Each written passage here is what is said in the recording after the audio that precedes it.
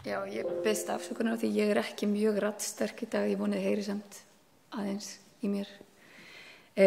Já, ég ætlaði að færa umræðuna aðeins frá því sem verið hefur. Við höfum verið að ræða háskóla í mjög breiðu samhengi og mér langar til þess að færa okkur aðeins niður í afmarkaðra efni og ætla að fjalla nám og nýja tækni, þar að segja hvaða möguleika við höfum með nýrri tækni. Og þó svo að umræðan hafi dálítið verið á kennslu og rannsóknir og starf okkar sem háskólakennara klárlega skilgreint í rannsóknarskyldu og kennsluskyldu, að þá langar mig til þess að færa orðræðuna aðeins yfir á nám, því að þrátt fyrir þessa starfskyldur okkar þá endalegt markmið háskólans ekki kennsla, heldur það hlýtur alltaf að vera nám. Þannig að það útgangspunkturinn. Ég eftir sem áður formaður kennslunefndar, þannig að við erum ekki komin mjög langt í því innan kerfisins í háskólanum að beina sjónum okkar á nám. Við erum ennþá dálítið í sjálfhverfi í okkar eigin hlutverki sem kennarar. En sem sagt, við allavega sem höfum kennt við háskólan höfum heyrt þessa kröfu frá stúdentum upptökur á fyrirlestrum. Og svo umræða hefur orðið dálítið svona tvískipt, þar sem akademíski starfsmennir á móti upptökum og nemendur vilja gjarnan upptökur. Þannig að ég ætla aðeins að velta því upp svona út frá spurningin það hvað séu gæði í námi, hvernig við nýtum nýja tækni. Og það hefur komið fram að sérstaklega í erindi Beverly Oliver í gær og svo í máli Hilmars núna áðan, að við lifum á tíma mikilla tæknibreytinga og að samfélagið að breytast og við getum ekki alveg haldið okkur við sömu kennsluhætti eða sömu hætti og við höfum gert. Til gamans þá getur kannski mér finnst ekki rosalega langt síðan ég byrjaði í BA-námi í heimspeki árið 1992, en það var fyrir tíma netsins og tölvupósts og þegar samnemar mínir höfðu fyrsta orði við mig, hvað ætlaði að vera 94 að ég geti sótt netfang, að þá verði að viðurkenna að ég sá ekki mikil tilgang í því að ná mér í netfang. Rökin fyrir því að ég ætti að ná mér í netfang væri svo að þá getu þið sendt mér brandara og það fannst mér ekki góð rök ef þeir hefðu einhverja brandara að segja, þá geti bara sagt mér það í tíma. Þannig að ég var mjög skeptísk á þá tækni svona til að byrja með, hef klárlega skipt skoðun og sé ekki alveg fyrir mér hvernig ég hefði til dæmis klárað mitt doktorsnám án tölvupósts þegar ég var sjaldan í sama landi og leiðbeinendur mínir á sama tíma. Þannig að ég reyndist hafa rangt fyrir mér í þessum fyrstu viðbrögðum við tölvupóstinn og þessi nýja tækni stuðlaði klárlega að bættri aðstöðu til náms. Og ég tala ekki netbyltinguna sem gerir það verkum að við getum haft aðgang að mikilli þekkingu án þess að þurfa að leggja mikinn kostnað í stórar bókasafnsbyggingar. En hvernig snýr þetta að því sem að við stöndum frammi fyrir kennslulega séð? Ég talaði að það skipti máli að við horfum á það hver væru gæði í námi og á félagsvísindasviði í fyrra þá lögðust við aðeins í smá vinnu í því að reyna að greina hvað nemendur og kennarar á sviðinu teldu vera gæði í námi og við gerðum það bæði eiginlega og meginlega og við byrjuðum á því að leggja meginlega könnun sem var hönnuð í Bergen og byggir á áherslum í kennslufræði og spurðum bæði nemendur og kennara hversu vel þeir teldu að nemendur lærði þessi atriði og þessi atriði sem eru þarna á listanum eru nú svona atriði sem við höfum heyrt nokkuð oft bæði í gær og í dag, gagnrýnin hugsun, lestur og gerð texta, menntamálaráðherra hafði sérstaklega á orði að við þurftum að vera læs þjóð til að geta tekist á við þær tæknibreytingar sem eru framundan og gagnrýnin hugsun hefur verið nefnd oftar en einu sinni. Nú, ef við horfum aðeins á myndina þá best að greina það að nemendur eru grænir og kennarar bláir og þegar kemur að því að leggja mat á það hversu vel eða gæði í því hversu vel nemendur læra samstarf við aðra nemendur þá nú ekkert rosalega mikill munur á viðhorfi kennara og nemenda. hins vegar þegar kemur að því að fjalla lestur og gerð texta og gagnrýna hugsun, þá bilið meira heldur en við myndum vilja sjá. Það eitthvað ekki að skila sér þegar við setjum sem kennarar einhver svona viðmið það hvað sé gæði í lestri og gerð texta eða í gagnrýna hugsun. Nemendur og kennarar virðast ekki vera sammála það. Það bara vegna þess að nemendur alltaf svona heldur betri með sig heldur en við teljum þá vera. Ég held að það sé ákveðin vísbending í þessari myndum að svo sé ekki. Því að ólíkt því sem virðist vera þá spurðum við bæði nemendur og kennara hversu vel þeir teldu sig læra meginlagahæfni eða getuna til að vinna með og túlka tölur. Því að þar eru nemendur og kennarar bara sammála. Þar niðurstaðan mjög mælanleg. Hún ekki eins og við ræddum hérna fyrir hátíð að það ekki hægt að mæla allt og hugsanlega það framlag sem háskólinn leggur til samfélagsins með gagnrýni hugsun, hann hugsanlega ekki mælanlegur. En ég held samt að við gætum með því að leggja á það áherslu fært þessi tvo strik nær hvort öðru. Það að segja ef að við næðum að gera nemendum betri grein fyrir því hvað felst í gagnrýni hugsun og hvað vel gerður texti. Þannig að það einhver misbrestur okkur, ekki almennilega að takast það sem við ætlum okkur.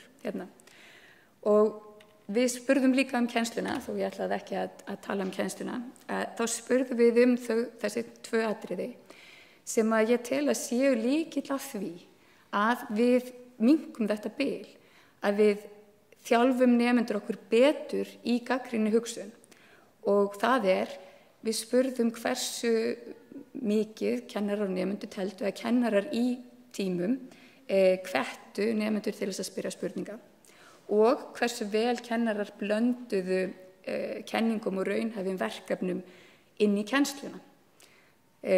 Og þá kemur í ljós að þar eru kennarar töluvert betri með sig heldur en nemendum finnst þeir standa sig. Þannig að við erum klárlega ekki að gera það sem að við ættum að vera að gera í gæðum í kennslu og það þið getur örugglega sagt þetta bara svona félagsvísindasvið, þetta miklu betra lagi í öðrum sviðum en ég held að það sé kannski aðeins og mikið einföldun allavega miðað við það sem að Beverly Oliver sagði í gær. Þegar við svo fylgdum þessari könnun eftir með vorþingi félagsvísindasviðs og ræddum málin í umræðuhópum, við ræddum hvað eru gæði í námsmati, hvað eru gæði í námsumhverfi og svo framvegis, að þá kom í ljós að bæði kennarar og nemendur voru sammála það að þessi kennsla, þessi miðlunarkennsla, það sem að það stendur einhver og með fyrirlestur, að hún væri ekki það sem við vildum. Að við vildum samtal og að það væri eitthvað að gerast í tímanum. Og svo þegar við heldum svo rýnihóp í framhaldinu með nemendum og kennurum og þá var þetta eiginlega niðurstaðan. Að nemendur segja maður þarf að sjá einhvern hag af því að mæta í tíma. Og við sjáum það bara á mætingatölunum að þau upplifa ekkit mikinn hag af því að mæta í tíma. Ég heyrði sögur, ég ekki með bein kvót á því að nemendur hafi reynlega bara hætt að mæta vegna þess að þegar kennarar hvöttu til spurninga þá hafi það verið dálítið svona oft á tíðum dálítið niðurlægjandi. Ef að nemandi kom ekki með það svar sem að kennari vildi að hann kæmi með að þá var nemandinn svona eiginlega hálf niðurlægður og það eiginlega kom í veg fyrir það að nemendur bara gætu hugsað sér að mæta aftur í þann tíma. Og þá bara sleppa þau því að mæta og lesa bókina eða glærurnar og gera eitthvað annað. En það ekki það sem að þau vilja. Nemendur vilja mæta í tíma til þess að nýta sérfræði þekkingu kennarans.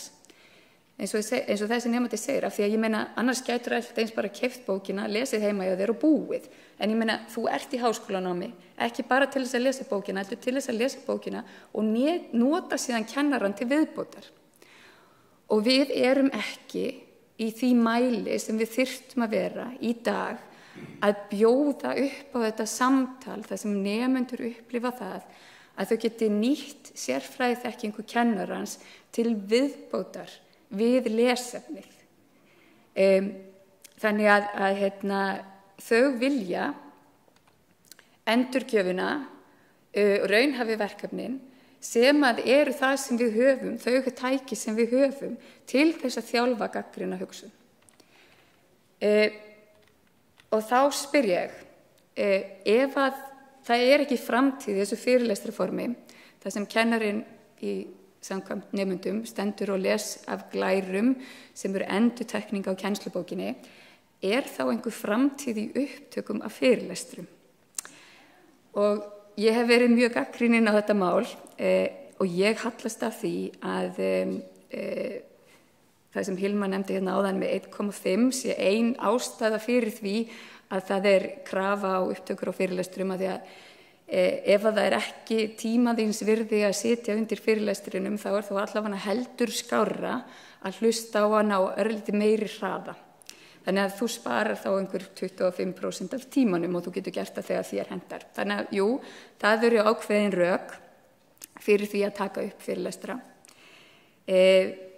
Við erum aðeins byrjuð á félagsvísindasviði að skoða það hvort að það skipti einhverju máli fyrir nemendur að horfa á fyrirlestrana og fyrstu niðurstöður ekki beinlínis lofandi, en fyrir þá sem eru áhugasamir þá munum við kynna niðurstöðurnar á mentakvikum í október.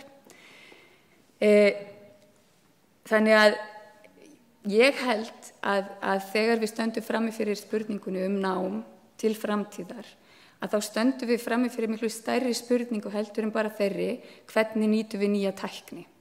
Við stöndum frammi fyrir þeirri spurningu, hvað viljum við að nemendur læri og hvernig gerum við það sem best. Og þar sé ég reyndar fyrir mér að við getum nýtt tæknina mjög verulega. Við erum að kenna mjög stóru nemendahópum sem ekki mjög líklegt til þess að stuðla að miklu samtali í fyrirlestrarsalnum. Og við erum ennþá á þeim stað að það stendur hérna einhver einstaklingur og miðlar þekkingu til margra í línulegri dagskrá á tímum þar sem eiginlega enginn horfir lengur á línulegt sjónvarp. Og að við gætum notað þessa nýju tækni og upptökurnar miklu betur með því að tileinka okkur það sjónarhorn sem að öll svo afþreying sem við stöndum fram fyrir í dag beitir. Það að segja að upplýsingamiðlunin sé ekki línuleg og að við gætum þá nota þann tíma sem við höfum með nemendum betur. Þannig að í staðinn fyrir að taka upp fyrirlestur að þá ættum við að vera að líta miklu breiðara á notkun tækni, en að við verðum að passa okkur á því í hverri ákvörðunum að nota nýja tækni, hvernig sú tækni stuðli að auknum gæðum í námi, því það hlýtur alltaf að vera mest áríðandi spurningin. Takk fyrir.